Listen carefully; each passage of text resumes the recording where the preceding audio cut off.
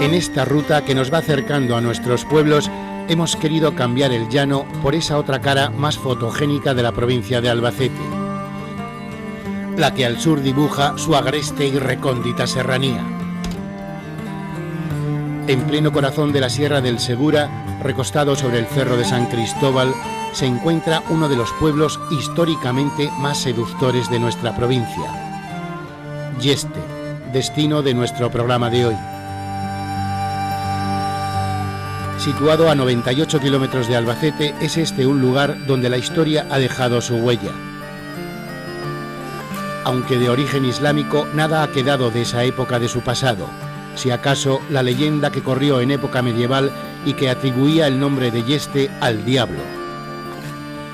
Dícese que por esta villa, siendo esta tierra de moros, pasó el diablo tomando posesión de esta y otras aldeas de la comarca. Al ver que los moros se la negaron, les respondió: y este, como no se me da. De ahí le vendría el nombre. Fue Yeste un enclave defensivo que adquirió un gran protagonismo entre los siglos XIII y XVI. Conquistada por tropas castellanas en el año 1242, sería concedida por el infante don Alfonso, futuro Alfonso X el Sabio, a la Orden de Santiago. Años más tarde, obtenido el privilegio de villazgo, se convertiría en encomienda y vicaría de la Orden, configurándose como centro político y religioso de una amplia comarca a la que pertenecían las localidades vecinas de Letur, Taivilla, Nerpio, Lietor, Férez y Socobos. Fueron épocas de prosperidad para esta villa que experimentó un gran desarrollo demográfico, atraídos los pobladores por los privilegios y exenciones de tributos que establecieron los maestres de la orden para facilitar el aumento de población. A pesar de que en 1503 los reyes católicos decidieron suprimir estos privilegios, Yeste había conseguido desarrollar un gran término que le proporcionó un espectacular desarrollo económico. De esta época de bonanza, vino y rosas, fue la construcción de los principales monumentos que todavía hoy identifican a la villa. Su castillo, construido sobre otro de origen islámico, y la iglesia parroquial de Nuestra Señora de la Asunción. En los siglos XVII y XVIII perdería parte de su término municipal, quedando integrada hasta el siglo XIX en el Reino de Murcia. Años más tarde entraría definitivamente a formar parte de la provincia de Albacete.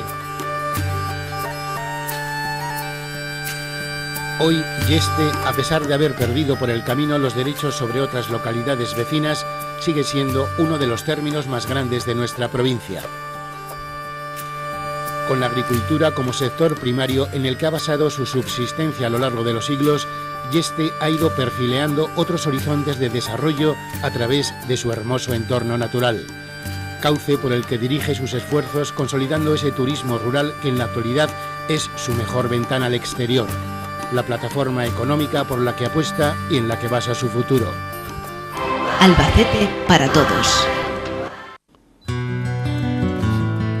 Mira Yeste al sur, plantándole cara al moro que desde Granada pretendió en su época reconquistarla. A sus pies, un inmenso valle cuajado de olivares, viñedos y árboles frutales ejerció de frontera entre la España católica y la musulmana. Fue esta tierra guerrera y sus habitantes aplicados héroes que participaron en numerosas confrontaciones bélicas.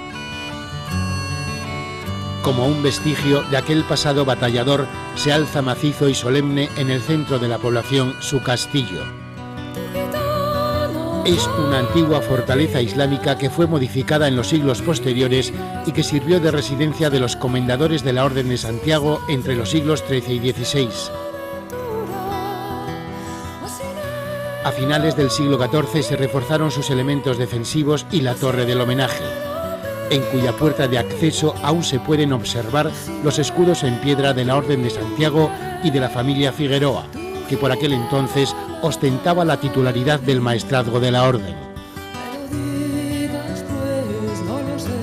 En el siglo XV adquiriría su mayor esplendor cuando don Rodrigo Manrique, cabeza del linaje de una importante familia de la nobleza castellana, sitúa a su hijo Rodrigo Manrique como comendador de Yeste. de gustos más refinados y cultos, acomodó la fortaleza a formas de vida más cortesanas. Construyó un patio de armas columnado con un amplio corredor por donde se accedía a sus dependencias interiores. Similar a una corrala, desprende ese sabor rústico de la mezcla de la piedra y la madera, con los toques de distinción reflejados en los capiteles de sus columnas de estilo gótico.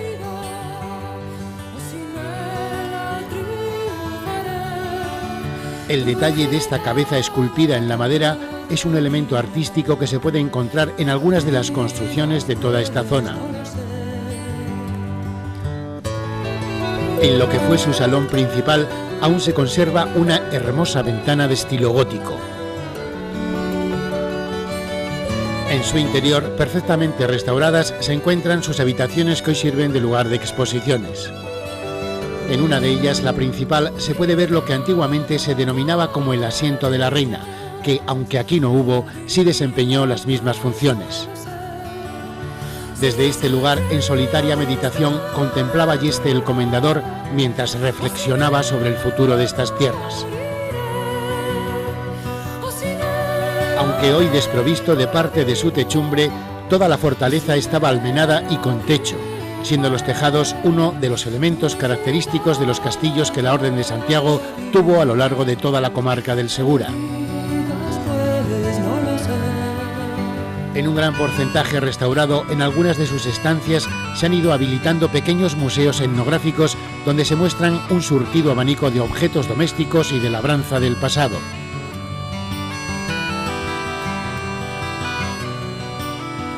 A sus pies, prendido a sus raíces, se ha ido armando Yeste con la construcción primero de unos barrios y luego de otros. En época medieval su población se extendía al sur, al llamado Barrio del Infierno. En este espacio, que antiguamente estaba amurallado, se localiza la antigua plaza del Concejo, donde se encuentra su actual ayuntamiento. Construcción del siglo XVI donde los alcaldes administraban justicia, muestra una bella lonja porticada sobre la que existen dos escudos, el de Carlos V y el de la villa de Yeste. Al oeste se extienden los barrios de Santiago y de San Marcos, del siglo XVI. En sus callejuelas aún perviven los rasgos de un pasado cuya lejanía en el tiempo cuantificamos en siglos. Aún así, se mantienen esas estrechuras propias de los poblados rurales donde todo está pensado como un laberinto en miniatura. Al este, el barrio del Cabezuelo mantiene las hechuras propias de una barriada con un carácter muy popular. En el pálpito de sus calles, como una secuencia del pasado, nos salen al paso las manos artesanales de un cedacero y enlañador. Se acaba el tiempo para los artesanos, él lo sabe, es el último que queda del oficio. Explíqueme usted lo que estaba haciendo. Pues mire, esta orza está rajada y entonces hay que ponerle lañas para que no se salga, porque si no, se le echa el agua y se sale. En cuanto esté enlañada, ya está nueva, ha quedado nueva. Es decir, las orzas que tienen grietas, ¿no? Sí, las orzas, los cántaros, lebrillos, las macetas, todo clase de barro, se arregla así. Explíqueme ese artilugio que empleaba usted para hacer el agujero. Esto se llama la garibola. Esto ya es muy antiguo, esto tendrá ya pues alrededor de 70, 80 años o más, porque se lo compré yo uno que tenía 80 años y yo ya tengo 70 y tantos. O sea que este artilugio puede tener tranquilamente 200, 340 años. Sí, de 200 para arriba. Sí, además ya se está viendo lo antiguo que es. Esto se llama el árbol. Y esto las aspas. Que lo que dan huertas para hacer los bujeros. Y entonces ya, se hace el bujero, se pone la laña.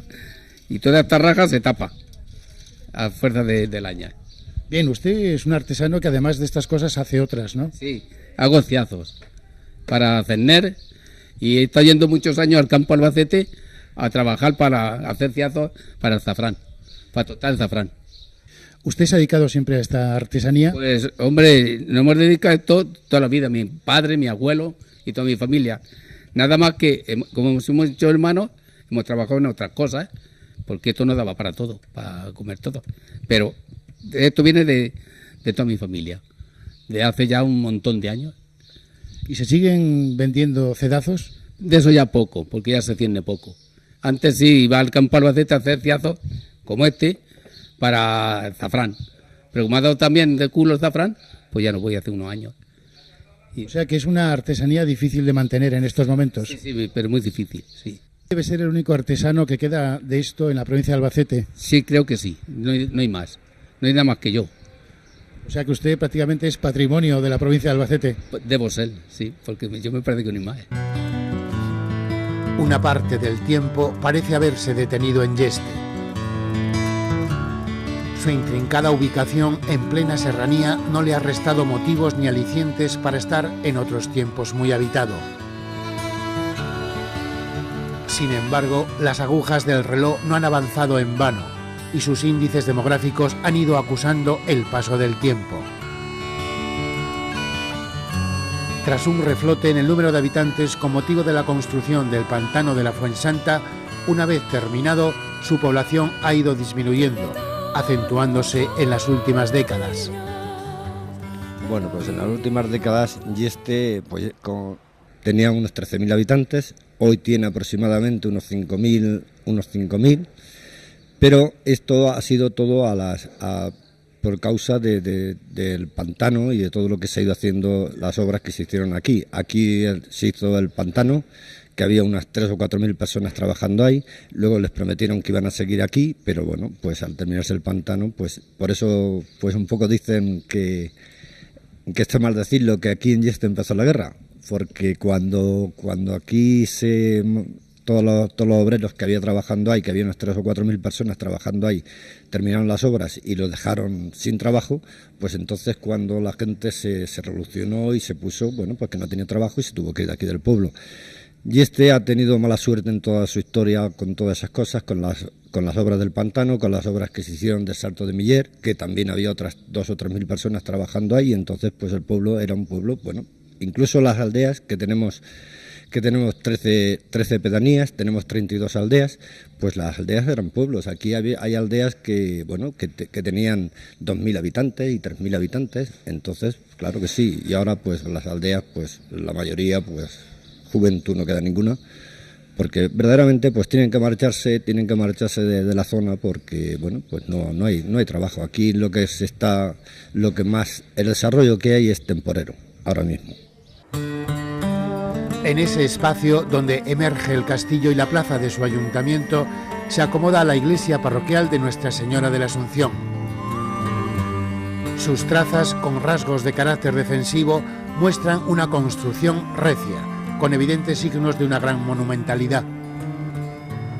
Pues esta iglesia se inició en el 1485 aproximadamente, finalizándose su primera parte en el 1539. Esta parte se corresponde con la parte gótica. Es una iglesia que es muy compacta, es una iglesia que es muy grande y que tiene aspecto de una exterior de una fortaleza. Tiene una planta en forma de T. Esta planta es una planta característica debido a que tuvo que hacerse un añadido posterior que se iniciaría en el 1540, finalizándose en el 1560, debido a un aumento demográfico de población que hubo durante esa época. Observamos también que tiene una torre, es una torre de un solo cuerpo, con varios ventanales, con 4 campanas, y que está coronada por una veleta. Tenemos también que tiene un sistema muy grandioso de contrafuertes debido a que fue construida sobre un barranco, entonces era necesario la sujeción de las mismas por problemas, porque si no podría haber posibles problemas de estructura. Y luego pues tenemos también que está la portada principal, es una portada de estilo renacentista que está dividida en 3 cuerpos. El primer cuerpo está formado por un arco de medio punto, que es la entrada principal, en cuyas enjutas observamos el escudo de la Orden de Santiago, al cual pertenecía esta iglesia, y el escudo de Yeste. Tenemos también que a ambos lados de la portada tenemos a San Pedro con las llaves del cielo y a San Pablo con la espada. En el segundo cuerpo de la iglesia tenemos en un arco solio a la Asunción de Nuestra Señora, que es la titular de la misma. Tenemos en las enjutas de los arcos a la Fe y a la Esperanza, y a los lados tenemos a San Juan y a Santiago, ya que eran dos patrones de los barrios más importantes de nuestro pueblo. Y arriba, coronando el tercer cuerpo, tenemos al Pantocrátor, que es el dios del Renacimiento, que está en actitud de bendecir la corona. Una vez que hemos conocido el exterior, vayamos a entrar en el interior de esta sorprendente y extraña iglesia. Pues sí, como tú dices, es sorprendente y extraña a la vez, pues porque está hecha en dos fases. Entonces la entrada es por un lateral, entramos a lo que es la parte renacentista. Entonces esta parte renacentista está dividida por tres cuerpos. Uno de los cuerpos tiene dos capillas, la capilla del baptisterio, que tiene un bonito artesonado tallado en piedra. Y tenemos también que esta capilla fue mandada a construir por una de las familias más poderosas del pueblo, que eran los Orozco. Luego tenemos justo enfrente la capilla de la Concepción, que fue construida para enterrar a los cofrades de esta cofradía y a los vecinos pobres del pueblo. Y entre estas dos capillas tenemos el coro de la iglesia, que nos llama mucho la atención lo que es la bóveda que tiene, porque trata de simular los nervios del estilo gótico, que luego vamos a encontrar en la otra parte. Luego vamos avanzando y encontramos dos retablos de gran interés. Uno de ellos está recientemente restaurado, es el retablo de Pedro Orrente. Se denomina La Adoración de los Reyes y ha estado expuesto durante toda la exposición de los Caminos de la Luz. Luego tenemos que en el bajo, en la base de este retablo, pues nos encontramos a dos apóstoles, a Santiago y a San Pedro. Y justo enfrente encontramos el retablo de Santa Catalina, que fue realizado por Artus Brandt, más conocido aquí en España por Artus Tizón. Tenemos que este retablo se denomina de Santa Catalina porque en su hornacina está Santa Catalina, que es la imagen más antigua de la iglesia. Es una imagen del románico, entre el románico y el gótico. Se sitúa en esa fecha. Una vez que hemos visto estos dos retablos, pues nos encontramos con un arco que delimita la parte renacentista de la parte gótica. En dicho arco pues está inscrita la fecha de finalización de esta iglesia, que es el 1560, y podemos observar justo al lado de esta inscripción el escudo de la Orden de Santiago, y en las bases, en el basamento de dicho arco, pues también podemos encontrar estos escudos que marcan la delimitación de las dos partes. Entramos ya directamente, una vez pasado este arco, a la parte gótica. La parte gótica también se divide en tres cuerpos, en cuya cabecera pues encontramos una planta poligonal con los nervios mucho más desarrollados que en el resto de los cuerpos, y allí podemos encontrar dónde estaba situado el primitivo altar mayor con el retablo de Santiago. La figura de Santiago es también muy antigua y pertenecía al retablo inicial. Justo al lado nos encontramos la capilla del Santísimo. Esta capilla se llama así por el retablo que hay en su interior, que es el retablo del Santísimo. Es un retablo de estilo barroco, con columnas salomónicas con motivos vegetales, y en cuya hornacina tenemos una gran obra de arte, que es la Dolorosa de Francisco Salcillo. Enfrente de esta capilla encontramos el cuadro de Pedro de Orrente denominado La Inmaculada, y justo al otro lado del altar moderno encontramos San José y el Niño, también del mismo autor, que fue un famoso pintor de la escuela renacentista, de la escuela murciana. Tenemos también aquí en este cuerpo lo que es la entrada al campanario y también el retablo de la Santa Espina, que es bastante antiguo, es del siglo XVI, con añadidos posteriores en el siglo XVIII y policromado posteriormente. En esta capilla encontramos en su bóveda unos frescos que son del siglo XVIII, que se conservan en muy buen estado. De interesante puede catalogarse su otro edificio más representativo, el convento de los franciscanos. En la actualidad es una construcción muy remodelada que se encuentra en el centro de su casco urbano y en la que destaca su armónico claustro.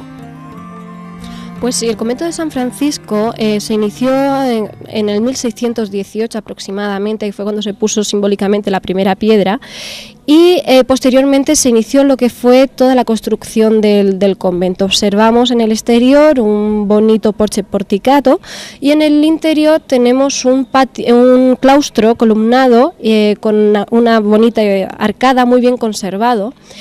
Dice la leyenda que anteriormente había en los muros de este convento una historia de Yeste que se había perdido, que ya no existía, pero hace unos 4 años pues se pudo recuperar esta historia y sigue inscrita en los muros de nuestro convento.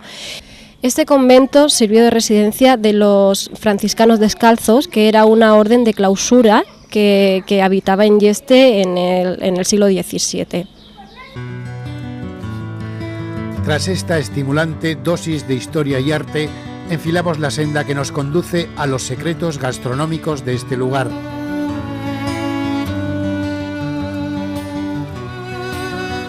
Conocedor de muchos de los platos típicos de toda esta comarca, el cocinero jefe del restaurante Las Brasas nos ha ofrecido una surtida variedad de alimentos que, justamente condimentados, han dado lugar a 3 platos muy representativos de su cocina. ¿Cómo se llama este primer plato que nos vas a presentar? Potaje bollera. ¿Qué ingredientes lleva? Pimiento seco, jamón y huevo. Y un poco de aceite. De aceite, claro, por supuesto.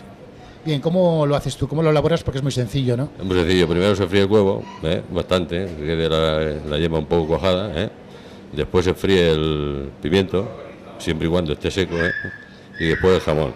Se trocea el huevo y luego ya cuando está el huevo bien troceado se le pone por encima todos los ingredientes y ya está. Y bastante aceite y ya está.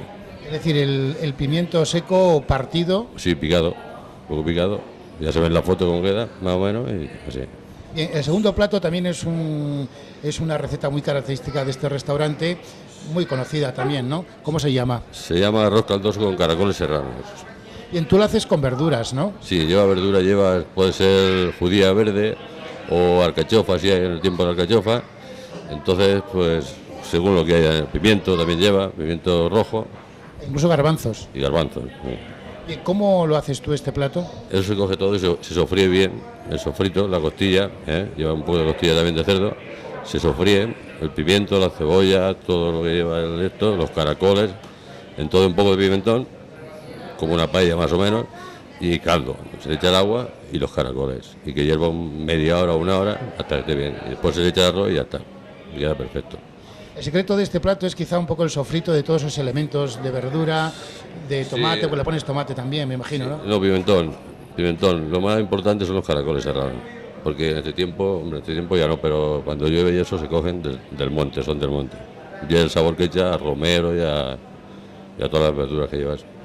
Bien, y para finalizar, un tercer plato muy peculiar de la carta de este bar. Sí, ¿cómo se llama? Es que soy pescador y me gusta la trucha en escabeche. La trucha en escabeche, ¿que la haces cómo? Le hago pues un escabeche como si fuera para otra cosa, pero muy suave, ¿no? ¿Cómo se hace o cómo haces tú el escabeche? Se sofríe una cabeza de ajo con un poco de cebolla y luego se le echa el pimentón, vinagre a gusto del consumidor, porque el vinagre es muy importante, y después agua, que hierva un poco. Se fríe la trucha y cuando está frita se echa al caldo y se deja hervir sobre 10 minutos o 15 minutos y se deja ya para una semana o 2 días o 3 días que coja el escabeche bien. Con el telón de fondo de la ganadería y la agricultura como sectores tradicionales que dominan la actividad económica de esta localidad, un emergente turismo rural se ha consolidado como el complemento en el que pretenden basar su desarrollo de futuro. A 12 kilómetros de Yeste, pegado al cauce del río Tus, se encuentra su famoso balneario de aguas medicinales. Totalmente mimetizado en plena naturaleza, ofrece unas instalaciones que a lo largo del tiempo se han ido modernizando, ofreciendo al viajero los servicios propios de un lugar donde las propiedades de sus aguas sirven de bálsamo preventivo para tratar diversas enfermedades de tipo reumático de la piel o simplemente para ponerse en forma. Con las mismas propiedades para curar el estrés que traemos de las ciudades, su entorno natural ofrece otras alternativas más íntimas de turismo rural. A 6 kilómetros de Yeste, en su aldea de Bochorna, dos coquetas casas rurales ofrecen paisaje y tranquilidad para aislarse y desconectar del mundanal ruido. Es una más de las muchas ofertas de este tipo que en la comarca hay. Bueno, ¿y qué tal os va este negocio? Bueno, pues más que negocio podemos decir que es una actividad complementaria a lo que nosotros nos dedicamos, ¿no? Porque pues nuestras casas no tienen muchas plazas, ¿no? Entonces pues sirve como una renta complementaria. Bien, y está... En general, desde el tiempo que llevamos funcionando, Ana 2 años, yo 1, pues estamos las dos bastante contentas porque tenemos una ocupación en un nivel aceptable y bueno, y luego la gente que ha pasado por nuestras casas pues hemos comprobado que se han ido muy contentas. De hecho muchos han repetido y vamos, la ocupación ha sido media. Bien, esperáis evidentemente para un futuro que se anime la gente y que el turismo rural adquiera ese auge que todos deseáis por estas tierras de Yeste, ¿no? Efectivamente, sí. Porque tú tienes una casa rural muy bonita aquí en Bochorna. Gracias, sí, creo que sí. Vamos, la he hecho con bastante, por lo menos le he puesto bastante interés en que se quedara bonita. Háblanos un poco de ella, porque veo que tienes elementos muy rurales, un amplio salón, habitaciones. ¿Cuántas habitaciones tienes? Dormitorios 2, pero es una casa amplia porque no hemos querido cambiar la estructura original de la casa y en principio tiene 2 habitaciones, dormitorios, pero luego tiene un gran salón, como habréis visto, un comedor, una cocina. Está muy equipada para el invierno ya que tiene calefacción de leña, horno de leña, chimenea. Quiero decir que esto es una cosa que al turista normalmente le gusta. El tema de la leña, del fuego. Algo muy romántico. Pues sí, por ejemplo. Un buen sitio para pasar un fin de semana romántico, sí. Y sobre todo tranquilo. Bien, para que la gente se haga una idea, vamos a dar un poco precios. Por ejemplo, ¿cuánto cuesta en temporada normal, por decirlo de alguna forma, un fin de semana? Es decir, por ejemplo, la noche del viernes y la noche del sábado. Yo estoy cobrando 25.000 pesetas fin de semana completo para 7 personas. En el caso de que vengan menos personas, pues suelo hacer un precio especial. Eso en temporada media. En temporada alta, la semana de verano ronda alrededor de las 60.000 pesetas también para 7 personas, capacidad máxima. En este lugar alejado de la civilización, un último destello del pasado se nos muestra con toda su carga tradicional y emotiva. Una artesana de la confección guarda en su desván el telar con el que a lo largo de su vida desarrolló su oficio. Se apagan los telares y los artesanos. Esta es una de esas últimas luces que apenas ya brilla. ¿Cuántos años lleva usted con este telar? Pues desde que tenía 12 años o 14 me empecé a enseñarme. Bien, y este es un telar que tiene, me imagino, muchos más, ¿no? Pues era el telar de mi abuela y mi madre yo ya lo conocía así viejo. O sea que tendrá a lo mejor 200 años seguramente, porque es antiguo. Bien, ¿y sigue funcionando igual? ¿El telar? Sí, el telar, pues sabiendo manejarlo, pues igual que antes. O sea que... ¿Y usted echa mucho tiempo aquí en este telar? ¿Sigue haciendo cosas? Pues ahora no puedo porque he trabajado, de encargo he trabajado. Y para la casa, pero ahora ya, como tengo un hijo inválido, pues no puedo trabajar. O sea, hago alguna cosa, pues para los hijos y eso, pero no. Y porque me gusta, pero no puedo. Dicen que los telares tienen muchas teclas. Sí, claro que tienen teclas, hay que saber cada cosa para lo que es. Porque tienen las primideras, tienen el paine, tienen las carruchas, o sea que tiene telarejo, torno, o sea que tiene varias piezas para trabajar. Bien, y usted debe ser una de las últimas artesanas que quedan, que trabajen los telares, ¿no? Pues por aquí, por esta sierra, sí. Por lo demás de los sitios, no sé. ¿Y no conoce usted a nadie que se haya interesado un poco en seguir un poco esa tradición? Pues hay quien dice que quiere aprender, pero no. La gente joven no se entretiene en esto, porque esto es muy trabajoso y claro, pues hay que echar muchas horas. Sin embargo, una de las piezas que se confeccionan en este telar, la verdad es que son piezas que duran, bien hechas, ¿no? Sí, eso sí. Pues ya ves, yo no he reformado solamente un palo, he reformado desde que está el telar. Claro que está que no se puede mover de aquí, porque está ya, pues eso, pues viejo. Esto es como una pequeña joya, ¿no?